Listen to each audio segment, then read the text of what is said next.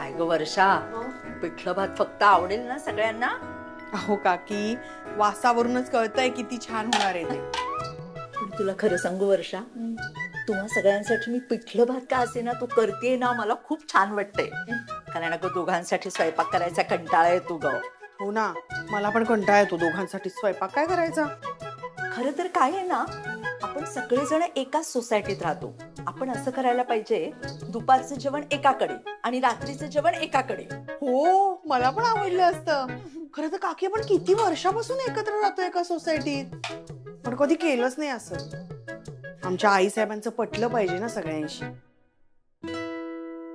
मला आनंदीची काळजी वाटते ग वर्षा. आमची रमाना खंबीर होती, तिथल्या तिथे उत्तर देऊन मोकळी व्हायची. म्हणजे आमच्यापर्यंत ती कधी यायचीच नाही. आम्हाला काळजीच नव्हती ग की तिला सासू त्रास देईल म्हणून. पण आनंदीचं तसं नाहीये ना.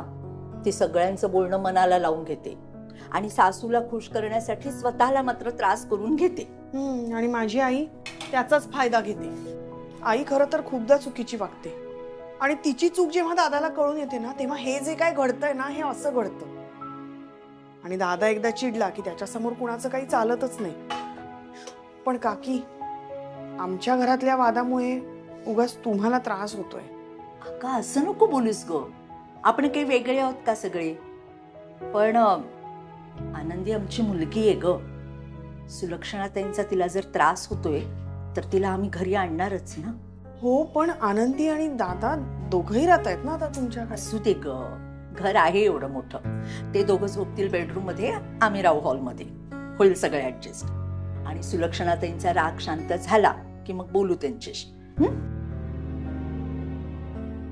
खरं सांगू का काकी, मला ना खूप वाईट वाटतंय. खरं तर ती माझी आई आहे, मी तिच्या बाजूनी असणं गरजेचं आहे. पण तिने इतकी मोठी चूक केली आहे ना की मी काहीच नाही करू शकत. पण वाईट ह्याचं वाटतंय ना की ती आता एकटी पडली. वर्षा, तू जाऊन बोलतेस का त्यांच्याशी? अगं त्या खरंच एकट्या पडल्या. नाही नाही काकी, आत्ता जर मी तिच्याशी बोलायला गेले, तिला जाऊन भेटले, तर तिला असं वाटेल की आपल्या बाजूनी कोणतरी उभं आहे, आपण बरोबर आहोत असं वाटेल तिला. तिची चूक तिला कळणारच नाही. काकी, तिला तिच्या चुकीची जाणीव व्हायलाच हवी.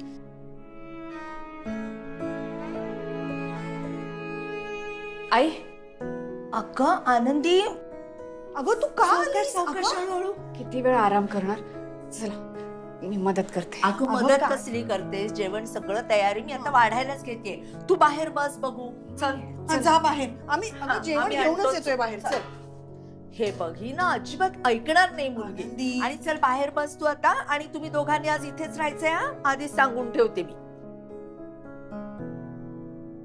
रमा, रमा, रमा. राघव, आता तरी बसला का विश्वास? Thank you so much. राघव, काय झालं? हे बघ, आता तू थांबवलंस ना सगळं? ट्रीटमेंट बंद केलीस ना? आता आनंदीला काहीच धोका नाहीये. सगळं थांबवलं असलं ना तरी सगळं माझ्या मागे घडत होतं आणि मला माहित सुद्धा नव्हतं. ह्याचं मला सर्वात जास्त वाईट वाटतंय. आनंदीला सुद्धा मला सांगावंसं वाटलं नाही.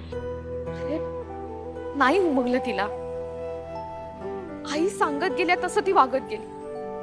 पण झालं ना, आता तुला समजलं, तू ट्रीटमेंट बंद केली. बघ, आनंदी आणि आईंना आता एकमेकांपासून दूर ठेव. तू सगळं बरोबर केलंयस. आता तू स्वतःला त्रास नको करून घेऊस. सगळ्यांना आता दिसतंय की मी किती कठोर आणि ठाम वागतोय. मनातून मी खूप खचलोय ग. माझी आई असं काही वागू शकते मला असं कधीच वाटलं नव्हतं. तू असताना तुझं आणि आईचं कायम भांडण व्हायचं. मी समजायचो की प्रत्येक घरामध्ये सासू सुनांची भांडणं होत असतात. भांड्याला भांड वाजतं, वाद होतात, याच भ्रमात मी होतो. मला आज कळतंय तुमच्या भांडणातही वादाच्या पलीकडे काहीतरी होतं. जाऊ दे ना आता ते सगळं बोलून काय फायदा? मी तेव्हा हस्तक्षेप करायला हवा होता. मी तेव्हा हे सगळं थांबवायला हवं होतं. पण त्यावेळी मी माझं करिअर, आपल्या घरच्या गरजा या सगळ्या गोष्टींमध्ये इतका गुरफटून गेलो होतो, मला काही सुचत नव्हतं. हो, पण तू सगळं घरासाठीच तर करत होतास. पण घरात नेमकं काय चाललंय याकडे लक्ष कुठे होतं माझं? मी लक्ष देऊ शकलो असतो, मी तुला वेळ देऊ शकलो असतो, मी आईला आवर घालू शकलो असतो. खरंच जर का मी हे करू शकलो असतो ना, तर रमा आज तू आमच्या सोबत असतेस. जाऊ दे ना, आता कशाला सगळं उकरून काढतोस? जे घडून गेलंय ते बदलणं शक्य आहे का आपल्याला? तू माझे डोळे उघडलेस आणि पुढे चालून इतकं काही अघटित घडणार होतं, ते सगळं टळलं ते तुझ्यामुळे. तू जर का नसतीस ना, तर आनंदीला सुद्धा मी कायमचं गमावून बसलो असतो.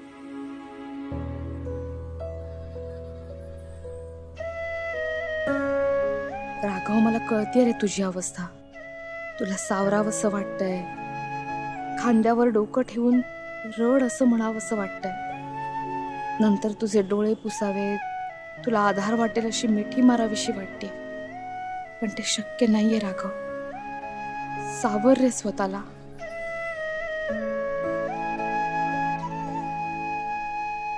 ऐन वेळेला जेव्हा एकमेकांना साथ देण्याची वेळ आली, तेव्हा परिस्थिती नव्हती. नशिबानेही साथ दिली नाही. तेव्हा काळ आला, वेळही आली. आणि आज मी तुमच्या बरोबर नाहीये. या सगळ्याला कुठेतरी तुझी आई सुद्धा कारणीभूत आहेच. पण जाऊ दे ना आता हे सगळं. आनंदी आहे ना, तिला आता या सगळ्यापासून दूर ठेव. तिची काळजी घे. तिला या सगळ्या परिस्थितीतनं बाहेर काढ. तिला काही होता कामा नये. तुझे आई बाबा आहेत ना त्याची काळजी घ्यायला. आनंदी या बाबतीत खूप नशीबवान आहे. तिच्यावर भरभरून प्रेम करणारी माणसं सतत तिच्या आसपास आहेत. सगळेजण आनंदीसाठी एवढं करतात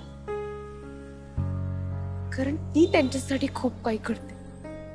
सगळ्यांनाच वाटतं आनंदीला त्रास होऊ नये, आनंदी लवकर बरी व्हावी. तू काळजी नको करूस. आनंदी होईल बरी. थँक्यू.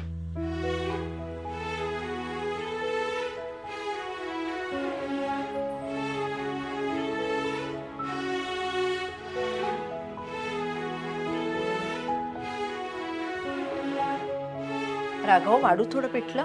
नाही नाही पुरे. अरे काय पुरेपुरे, तू काही घेतच नाहीयेस. जेवतोय. काय झालं राघव, कसला विचार करतोय? नाही, काही विचार नाही करत आहे मी. अरे जास्त विचार करू नकोस. हे बघ, डोक्याला ताण असेल ना तर पोट भरलेलं असावं. जेव, पोट भर जेव. मालती, वाढ त्याला, वाढ.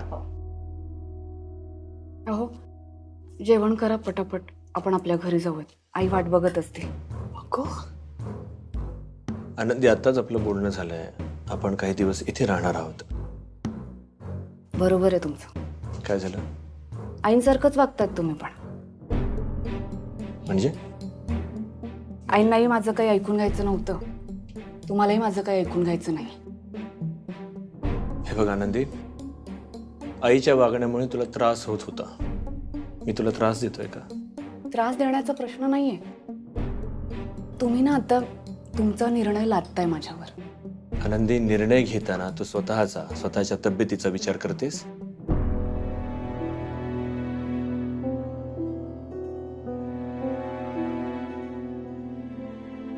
मला कळतंय तुम्हाला माझी काळजी वाटते. सगळ्यांना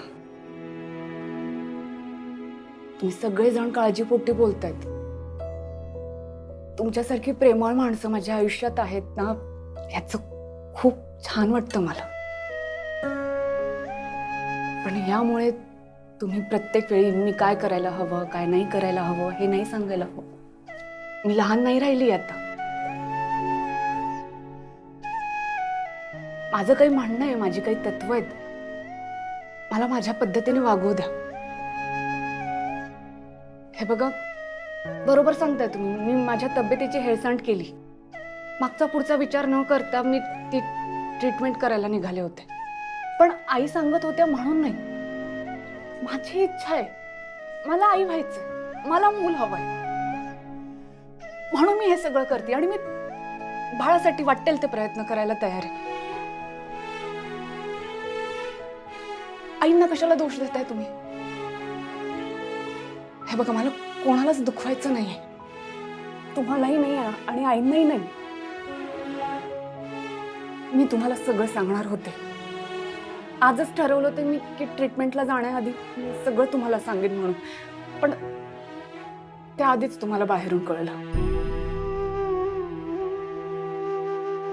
देवीच्या व्रताचंही सांगणार होते. तुम्हाला न सांगता मला काहीही करायचं नाहीये. व्यवस्थित देवीचं दर्शन घेतलं आणि माझा तोल गेला. परत येताना मी पडले. ह्या आईंची चूक आहे का? त्यांचा हेतू चांगलाच आहे. मला मूल हवंय म्हणून हे सगळं करतेय. आज माझ्या आयुष्यात जे काही चाललंय त्याला मी कारणीभूत आहे. मी वेडेपणा करते, माझी चूक आहे. कारण आई होण्याची इच्छा तीव्र आहे माझी, म्हणून करते हे सगळं. हो, जाऊयात ना आपण आपल्या घरी. तसं 4 दिवस बदल हवा आहे म्हणून आपण इथे आलो असतो तर गोष्ट वेगळी आहे. आईशी भांडून इथे येणं, इथे राहणं मला बरं नाही वाटत आहे. हे पण माझ्या आईबाबांचंच घर आहे, पण ते आपलं घर आहे. आई वाट बघत असतील आपली. मी गेले होते ना एकदा सोडून तुम्हाला सगळ्यांना. माझ्या चिंगीला सोडून गेले होते, आईंना सोडून, तुम्हाला सगळ्यांना सोडून गेले होते. खूप त्रास झाला मला त्या गोष्टीचा. नव्हते राहू शकत मी तुमच्या सगळ्यांशिवाय. एकट्या राहण्यामुळे कसं होतं ना हे अनुभवलंय मी. मला नाही वाटत की आईने हे अनुभवायला हवं. जाऊयात ना आपण आपल्या घरी. जेवून घ्या तुम्ही पटापट. जेवून घ्या. घरी जाऊयात आपण आपलं. आई वाट बघत असते.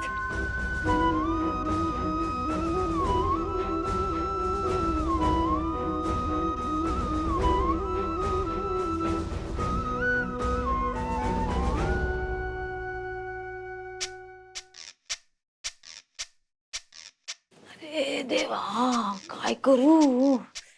काही करू नका. आता तरी तुम्हाला माणसांची खरी किंमत कळेल. मोबाईल आहे ना माझ्याकडे. मोबाईलचे रील्स बघता बघता झोप कधी येईल कळणार पण नाही.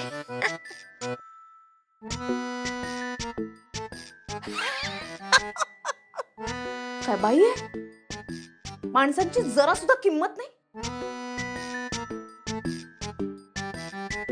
हा मोबाईलच गायब केला पाहिजे.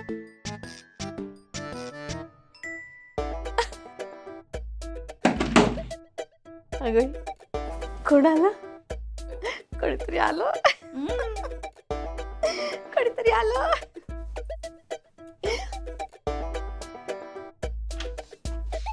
कोण आहे?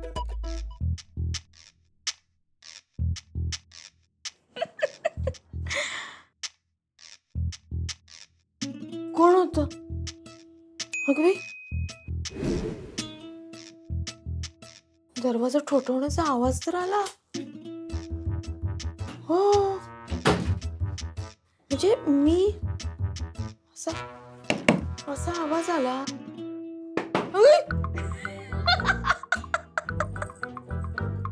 कोण?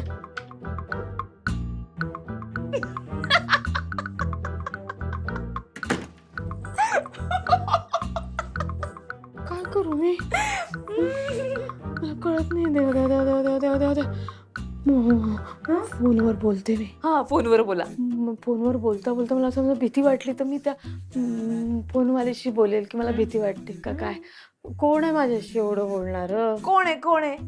बबी मावशी. आ, बोला. बब्बे.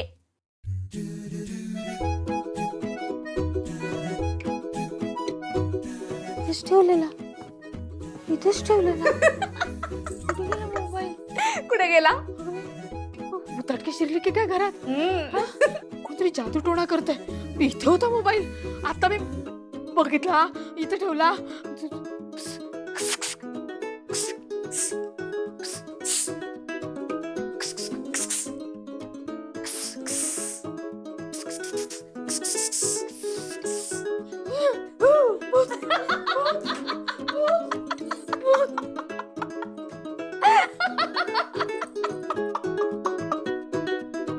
देवा वाचव रे बाबा, देवा वाचव.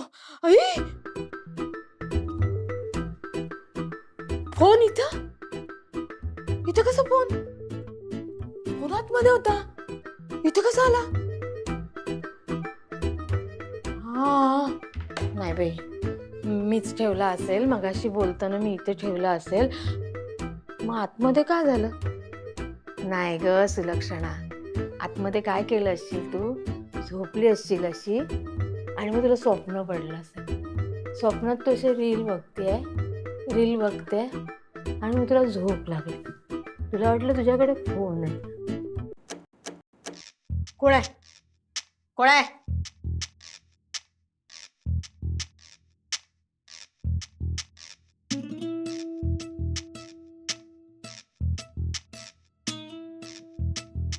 चोर आहे का भूत आहे? आता ह्याचा आवाज काय येतोय?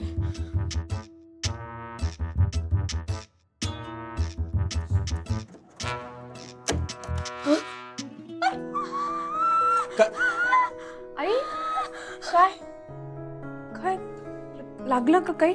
काय नाही, इथे कशाला उभ्या आहेत मग? माझं काय, मी कुठे उभी राहीन? एकटा जीव सदाशिव अशी अवस्था आहे माझी. मी कुठे उभी राहीन? तुला काय करायचंय?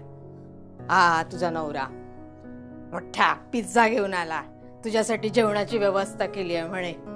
जेव. आता आम्ही इथे राहत नाही, आता आम्ही पाटकरांकडे राहतो. तिकडे आम्ही झोपायला जातो. राघवा, एकटेपणाला मी घाबरणारी नाही. उभं आयुष्य एकटीने काढलेलं आहे. तुझा बाप गेला होता सोडून मला, तुम्हाला एकटीने सांभाळलं. मला एकटेपणाचं कौतुक काय सांगतोस? मी नाही घाबरत. ती तुझी बहीण वर्षा मला म्हणाली, आई वागणं सुधर तुझं, नाही तर एकटी पडशील. कशी मुलं आहात तुम्ही? अरे लाजा वाटतात का तुम्हाला? आईला असं बोलताना, आईची असं वागताना लाजा वाटतात तुम्हाला? आई, हे चिडले होते म्हणून बोलले असतील तुम्हाला. आता आलो ना आम्ही तुमच्यासाठी. उपकार केलेत? उपकार नाही केलेत तुम्ही. तुम्हाला बरं वाटावं म्हणून तुम्ही आलेला आहात. बरं ठीक आहे. मी पाहिलंस आनंदी, जेवताना 10 वेळा विचार करत होतेस ना, आईला काय वाटेल, आईला एकटं कसं सोडायचं. बघ, ती जे काय वागलीये, जे काय करत होती ते सगळं बरोबर आहे. अजूनही तिला असंच वाटतंय. तुझा जीव मात्र वर खाली होत होता. हेच ऐकायला यायचं होतं ना इकडे. चल आई. चल चल.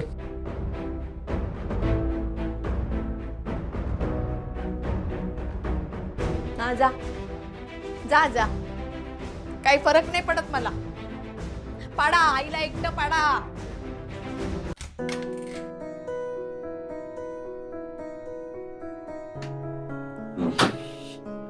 बरं झालं बाई, 2 जण आले.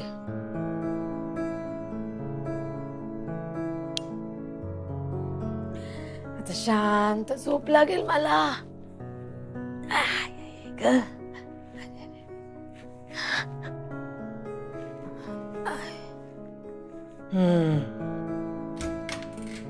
आई, काय कशाला आलीस? जा बाई जा. नवरा ओरडायचा नाही तुझ्या अंगावर.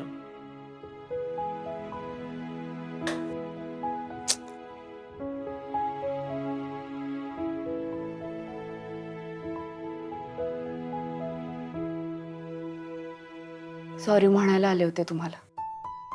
सकाळी असं हॉस्पिटलच्या बाहेर तुम्हाला सोडून यावं लागलं मला. चुकले मी आई. पण काय करू, हे इतके चिडले होते ना माझ्यावर, मी पण घाबरले. माझ्याकडे दुसरा काही पर्यायच नव्हता. तुम्हाला सोडून यावं लागलं. घरात खूप वेळ एकट्याच होते ना तुम्ही. एकटीनेच जेवण केलं असेल. आपल्याला सगळ्यांना एकत्र बसून जेवायची सवय ना. आई मगाशी घाबरल्या होत्या ना. आनंदी, हे तुला कळतंय, पण माझ्या लेकाला कळत नाही. त्याला वाटतं त्याची आई कैदाशी नाही. आपल्या बायकोच्या जीवावर उठलीये म्हणून तो तुला माझ्यापासून लांब ठेवतोय. तुला पण असंच वाटतं का की मी तुझ्या जीवावर उठली? छे, असं नाही वाटत आहे मला. मला माहितीये माझ्या आयुष्यात मातृत्वाचं सुख यावं म्हणून तुम्ही हे सगळं करताय ना. ही सगळी धडपड त्यासाठी करताय, मला कळतंय नाही. हो, पण हे राघवला नाही ना कळतंय. कारण चिडलेत ना ते आपल्यावर. आपण चुकलो की नाही आई? त्यांना न सांगता ट्रीटमेंट करायला निघालो होतो. एकदा त्यांचं मतही नाही विचारलं आपण. वाईट नाही का वाटणार त्यांना? बरोबर आहे तुझं, चुकलं आपलं. मी काय म्हणते, चुकलोय आपण तर त्यांना आता आपण थोडा वेळ द्यायला हवा. तुम्ही त्यांना समजून घ्यायला हवं.